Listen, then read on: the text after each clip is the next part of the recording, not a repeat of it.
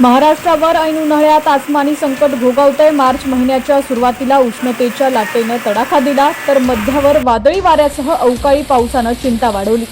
17 ते 20 मार्च दरम्यान राज्यातील विविध ठिकाणी वादळी पाऊस, विजांचा कडकडाट आणि तुरळक ठिकाणी गारपिटीची शक्यता आहे। काही भागात येलो अलर्ट जारी केलेला असून मंगळवारचं हवामान अपडेट जाणून घेऊयात या व्हिडिओच्या माध्यमातून। पण त्याआधी तुम्ही जर चॅनलला सबस्क्राइब केलेलं नसेल, फॉलो केलं नसेल तर नक्की करा, जेणेकरून आमचे अपडेट्स लवकरात लवकर तुमच्यापर्यंत पोहोचतील।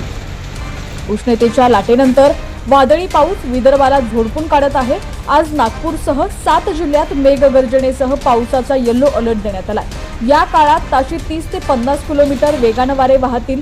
काही ठिकाणी गारपीट देखील होऊ शकते। दिवसाचं कमाल तापमान 32 ते 38 अंश सेल्सिअस पर्यंत राहण्याची शक्यता आहे। पुढील काही दिवस पावसाचा जोर कायम राहील। मराठवाड्यात देखील नांदेड, लातूर आणि धाराशिव या 3 जिल्ह्यांना मंगळवारी पावसाचा येलो अलर्ट देण्यात आलाय। या ठिकाणी ताशी 30 ते 40 किलोमीटर वेगाने वारे वाहतील। तसंच हलका ते मध्यम स्वरूपाचा पाऊस आणि तुरळक ठिकाणी गारपीट होईल।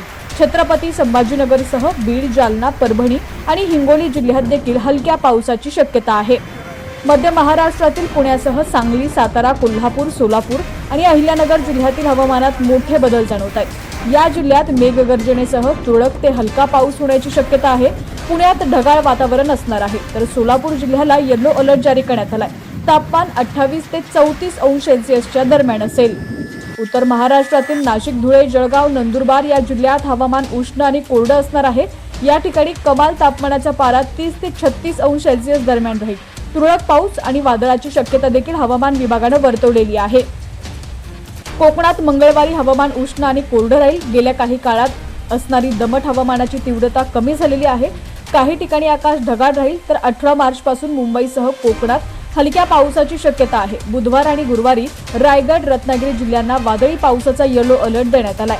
दरम्यान महाराष्ट्रात उष्णतेची लाट, गारपीट, अवकाळी पाऊस आणि वादळी वाऱ्याचं संकट आहे। त्यामुळे काढणीला आलेली पिकं आणि फळबागांचं नुकसान होण्याची दाट शक्यता आहे। शेतकऱ्यांनी आपल्या पिकांची योग्य ती काळजी घ्यावी। तसंच नागरिकांनी देखील बदलत्या हवामानाच्या पार्श्वभूमीवर आरोग्याची काळजी घ्यावी।